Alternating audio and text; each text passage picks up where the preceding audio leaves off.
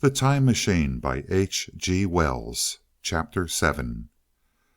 Now, indeed, I seemed in a worse case than before.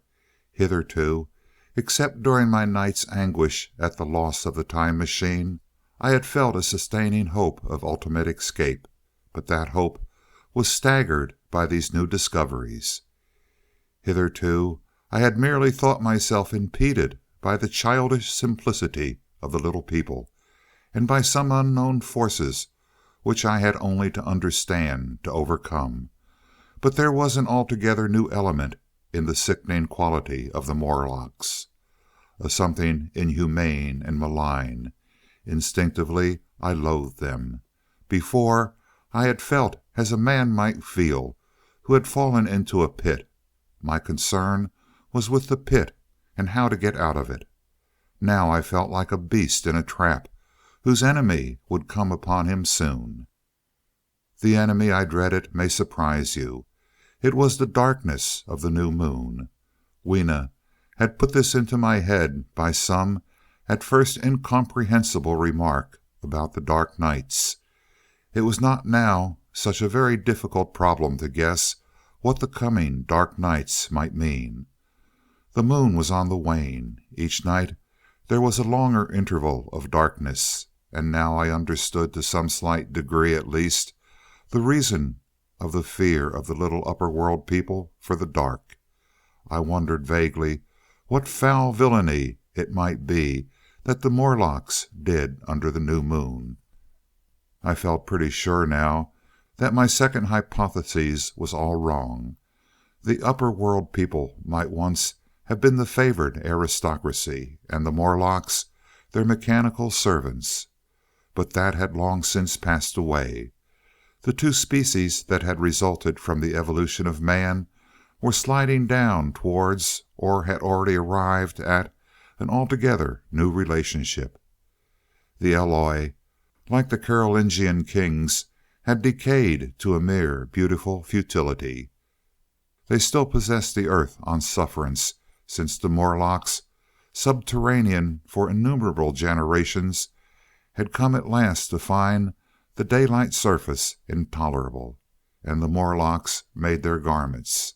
I inferred and maintained them in their habitual needs, perhaps through the survival of an old habit of service. They did it as a standing horse paws with his foot, or as a man enjoys killing animals in sport, because ancient and departed necessities had impressed it on the organism. But clearly the old order was already in part reversed. The nemesis of the delicate ones was creeping on apace. Ages ago, thousands of generations ago, man had thrust his brother man out of the ease and the sunshine, and now that brother was coming back changed. Already the Eloi had begun to learn one old lesson anew. They were becoming reacquainted with fear. And suddenly there came into my head the memory of the meat I had seen in the underworld. It seemed odd how it floated into my mind, not stirred up as it were by the current of my meditations, but coming in almost like a question from outside. I tried to recall the form of it. I had a vague sense of something familiar, but I could not tell what it was at the time.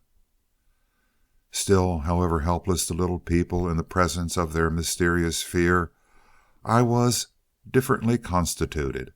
I came out of this age of ours, the ripe prime of the human race, where fear does not paralyze and mystery has lost its terrors. I, at least, would defend myself. Without further delay, I determined to make myself arms and a fastness where I might sleep. With that refuge as a base, I could face this strange world with some of that confidence I had lost in realizing to what creatures, night by night, I lay exposed. I felt I could never sleep again until my bed was secure from them. I shuddered with horror to think how they must have already examined me.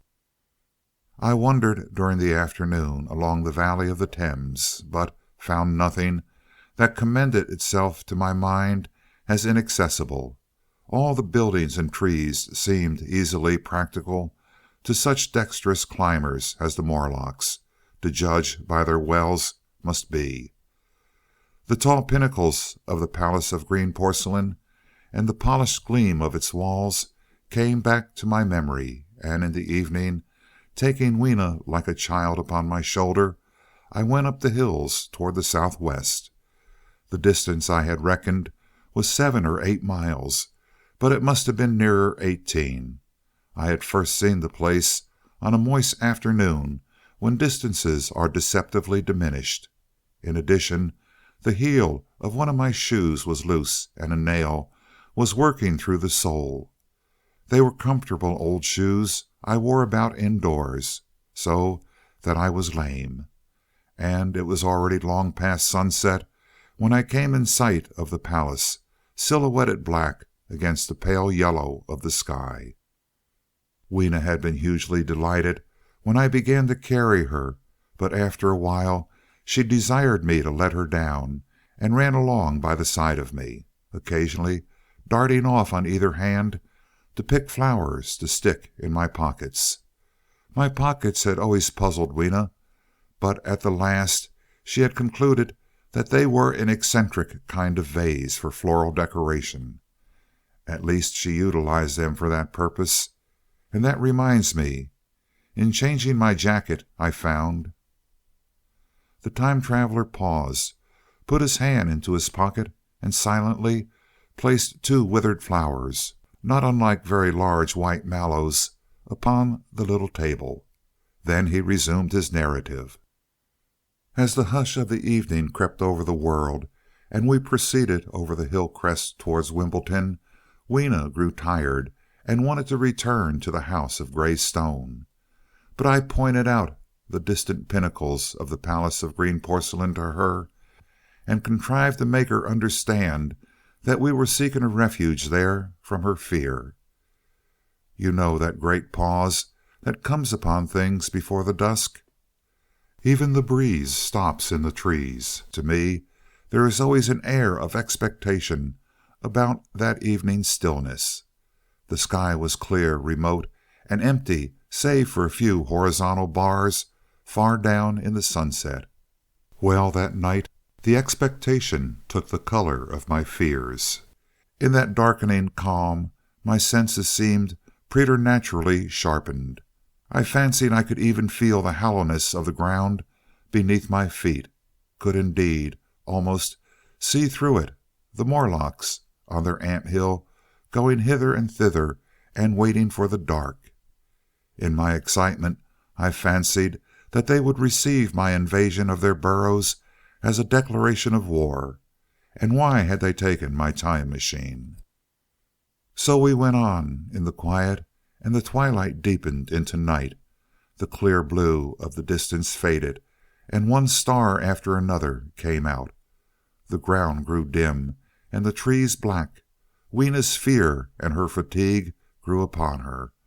I took her in my arms and talked to her and caressed her.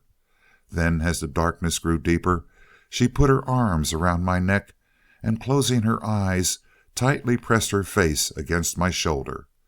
So we went down a long slope into a valley, and there in the dimness I almost walked into a little river. This I waded, and went up the opposite side of the valley, past a number of sleeping houses, and by a statue, a faun or some such figure, minus the head. Here too were acacias. So far I had seen nothing of the Morlocks, but it was yet early in the night, and the darker hours before the old moon rose were still to come. From the brow of the next hill I saw a thick wood spreading wide and black before me. I hesitated at this. I could see no end to it, either to the right or the left. Feeling tired, my feet in particular were very sore, I carefully lowered Weena from my shoulder as I halted, and sat down upon the turf. I could no longer see the palace of green porcelain, and I was in doubt of my direction. I looked into the thickness of the wood and thought of what it might hide. Under that dense tangle of branches one would be out of sight of the stars. Even were there no other lurking danger, a danger I did not care to let my imagination loose upon, there would still be all the roots to stumble over, and the tree boles to strike against. I was very tired, too, after the excitement of the day, so I decided that I would not face it, but would pass the night upon the open hill. Weena, I was glad to find, was fast asleep. I carefully wrapped her in my jacket and sat down beside her to wait for the moonrise. The hillside was quiet and deserted, but from the black of the wood there came now and then a stir of living things. Above me shone the stars, for the night was very clear. I felt a certain sense of friendly comfort in their twinkling. All the old constellations had gone from the sky, however. That slow movement which is imperceptible in 100 human lifetimes had long since rearranged them in unfamiliar groupings, but the Milky Way, it seemed to me, was still the same tattered streamer of stardust as of yore. Southward, as I judged it, was a very bright red star that was new to me. It was even more splendid than our own green Sirius. Amid all these scintillating points of light, one bright planet shone kindly and steadily like the face of an old friend. Looking at these stars suddenly dwarfed my own troubles, and all the gravities of terrestrial life. I thought of their unfathomable distance, and the slow inevitable drift of their movements out of the unknown past into the unknown future.